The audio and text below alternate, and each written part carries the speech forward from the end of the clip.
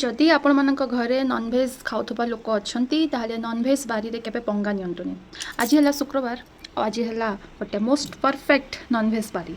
से नॉनभेज बारी रे मु आज मना करथली कि आज घरे नॉनभेज हबनी बाकी मो संगे कौन है चलतु देखा नॉनभेज बारी थिला बाकी मु मना करथली घर को नॉनभेज आसबनी वेज ही बना हम से मु बनई भात भेंडी आलू भजा ता संगे डाली आंब काकुड़ी तो यहाँ तो एक्सट्रा और दही बैगण सो एतिकी वेज आइटम बनैला परे घर को आसीगला देखो तो कौन यहाँ मटन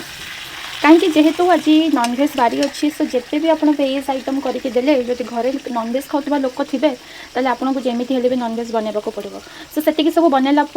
एबे बसी पुणी मटन जोटा कि एबे केतबेले हबो केतबेले खाइबे मटन पई लोक केते टाइम भी अपेक्षा करि परिबे सेटा 4टा हो 5टा हो राति 10टा हो 11टा हो लोक अपेक्षा करदेबे जमा पंगा न नहीं कि नॉनभेज बारी रे बिल्कुल मना करेंगे नॉनभेज आने ना एमती ही डबल कम करने को पड़ो सो नॉनभेज बारी रे नॉनभेज ही आम ठीक ठीक कहली तो।